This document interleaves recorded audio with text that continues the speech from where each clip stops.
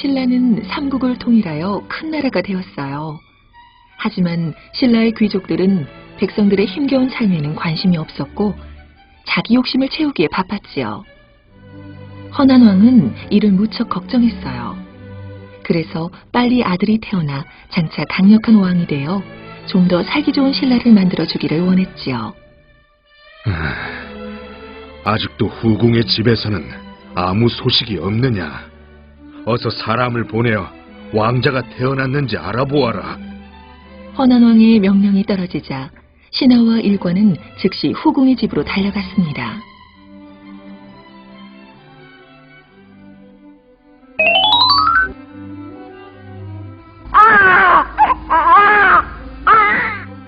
후궁의 집에서는 갓 태어난 아기의 울음소리가 힘차게 울려 퍼졌어요. 마마, 축하드립니다. 왕자님이 태어나셨어요. 유모가 왕자가 태어난 것을 기뻐하며 외쳤어요. 후궁이 낳은 아이는 생김새가 번듯하고 몸짓도 컸어요. 그런데 이 아기는 태어났을 때부터 이가 나 있었고 갓난아이 같지 않게 두 눈을 부릅뜨고 있었지요. 이곳 지붕 위에 밝은 빛이 무지개처럼 걸려 있습니다. 왕자님이 자라면 훌륭한 왕이 되실 건가 봐요. 유모가 싱글벙글 웃으며 말했어요.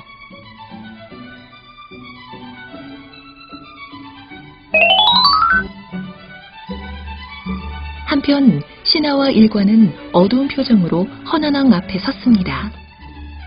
어찌 되었느냐? 왕자가 틀림없지. 예, 폐하. 건강한 왕자님이십니다. 그거 정말 잘 되었구나. 허난왕은 왕자라는 말에 만족한 웃음을 지었어요. 그러자 일관이 잠시 망설이더니 입을 열었어요. 폐하, 아래옵기 황송하오나 이번에 태어난 왕자님은 우리 신라에 크게 해를 끼칠 운명이옵니다. 뭐라고? 허난왕은 놀라 눈이 휘둥그레졌어요.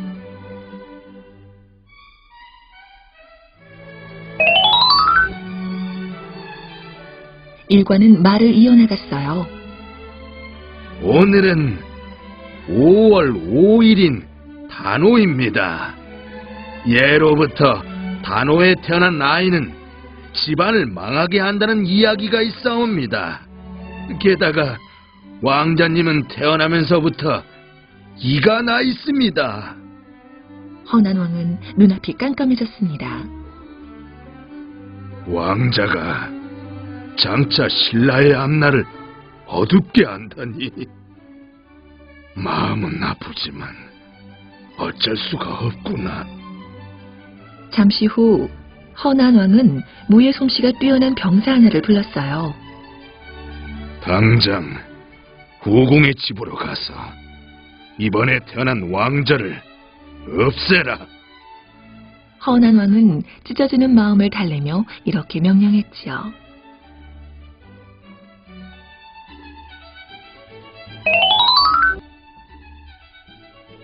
그날 밤 허난왕의 명을 받은 병사가 몰래 후궁의 집으로 갔어요.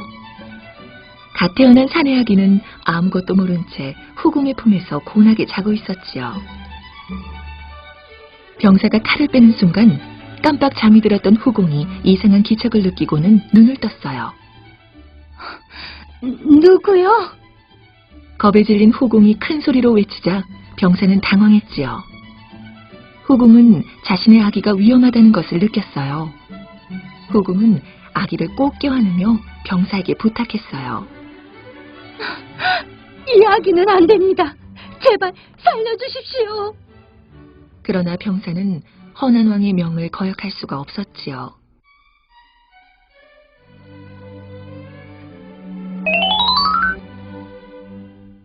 병사는 눈을 질끈 감고 후궁을 칼로 베었어요. 후궁이 비명을 지르며 그 자리에서 숨을 거두었지요. 병사는 곧장 울고 있는 아기를 품에 안았어요. 폐하의 명이니 나도 어쩔 수가 없어. 병사가 안쓰러운 마음으로 중얼거렸지요.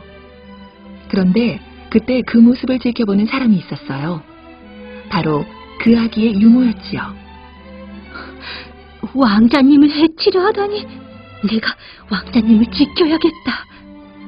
이렇게 생각한 유모는 몰래 병사의 뒤를 쫓아갔어요.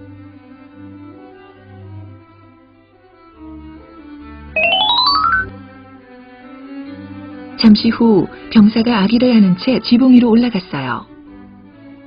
이를 어째 왕자님을 지붕 위에서 떨어뜨리려나 보다. 깜짝 놀란 유모는 재빨리 지붕 아래로 달려갔어요. 그때 병사가 지붕 아래로 아기를 집어던졌어요. 유모는 손을 뻗어 가까스로 아기를 받았지요. 왕자님의 목숨을 구해서 정말 다행이야. 유모는 병사가 뒤쫓아올지도 모른다는 생각에 앞만 보고 허겁지겁 달렸어요. 깊은 숲속에 다다랐을 때에야 비로소 유모는 아기의 모습을 살필 수 있었지요. 이럴 수가. 유모는 아기의 눈에서 피가 흐르는 것을 보고 깜짝 놀랐어요. 지붕 아래로 떨어지는 아기를 봤다가 그만 잘못하여 자신의 손가락으로 아기의 눈을 찔러버렸지요.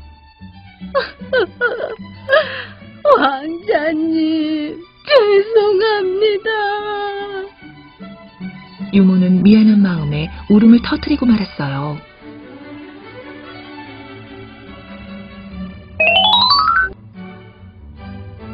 그 후 유모는 왕자를 정성껏 길렀어요. 왕자의 이름은 궁예라고 지었지요. 궁예는 지난날 눈을 찔리는 바람에 애꾸눈이 되었지만 무럭무럭 잘 자랐어요. 하루는 유모가 그동안 가슴속에 담아두었던 이야기를 궁예에게 털어놓았어요. 이제 진실을 밝힐 때가 된 것 같습니다.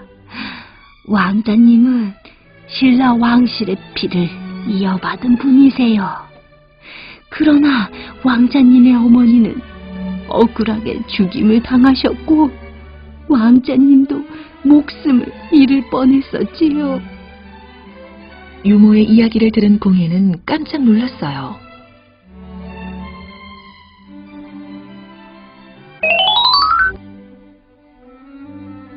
그날 이후 궁예의 가슴속에는 자신을 버린 신라 왕실에 대한 분노가 불타올랐어요. 지금 이 나라는 분명 잘못된 길을 가고 있어. 백성들은 헐벗고 있지만 귀족들은 자기 배불리기에만 바쁘지 않은가. 언젠간 내가 불쌍한 신라 백성들을 구원해주고 말 테다. 이와 같은 생각을 하던 궁예는 마침내 집을 나와 세달사라는 절에 들어갔어요. 그러고는 그곳에서 열심히 공부를 하였지요. 그즈음 신라는 진성여왕이 다스리고 있었어요.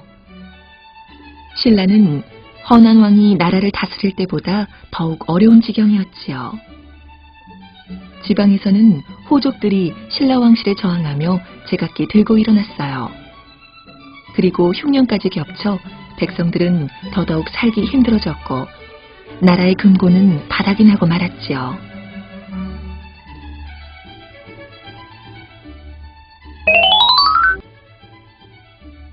진성여왕은 나라의 금고를 채우기 위해 백성들에게 무거운 세금을 물게 했어요.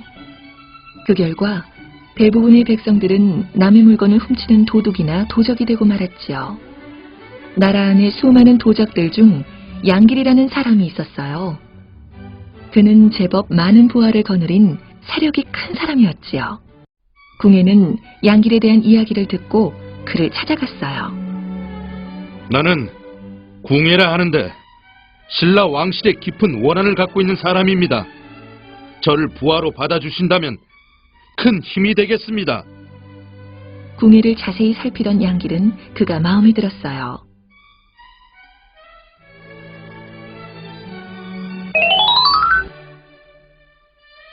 그 후 궁예는 양길의 군사를 나누어 받아 신라의 동부 지역으로 쳐들어갔어요. 궁예가 명주에 이르렀을 때에는 그를 따르는 병사들의 수가 3,500여 명이나 되었답니다. 궁예는 무예도 뛰어나고 전략을 잘 짜는 유능한 장군이었어요. 또한 무엇보다도 부하들과 가난한 사람들을 사랑하는 마음을 가지고 있었지요. 싸움터에서는 부하들과 함께 낡은 천막에서 지냈고 성을 무너뜨리고 얻게 된 재물은 모두에게 나누어 주었지요. 그렇다 보니 궁예의 부하들과 사람들은 자연스럽게 궁예를 존경하게 되었답니다.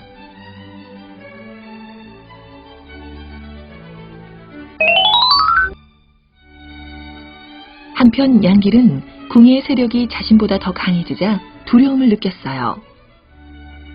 언젠가는 궁예가 날 없애고 최고 대장이 되려고 할 거야.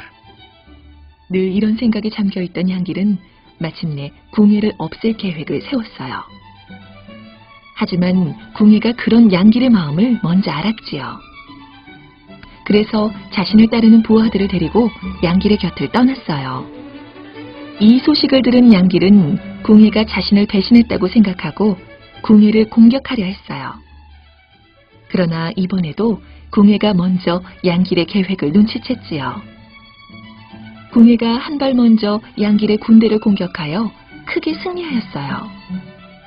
이제 궁예의 앞길을 막는 사람은 없어졌지요.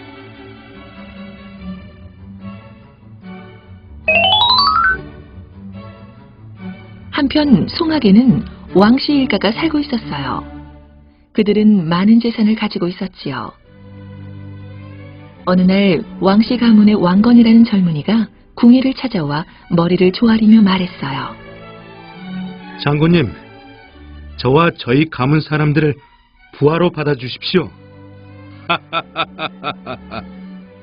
나도 당신처럼 젊고 뛰어난 사람을 부하로 받아들일 수 있다면 좋은 일이지요. 그로부터 며칠 후 궁예는 왕건에게 중요한 직책을 맡겼어요. 그러고는 송악을 수도로 정하고 스스로를 왕이라 칭하였지요. 궁예는 자신이 세운 나라는 고구려를 계승하고 있다고 생각했어요. 그래서 나라 이름도 후고구려라고 지었답니다.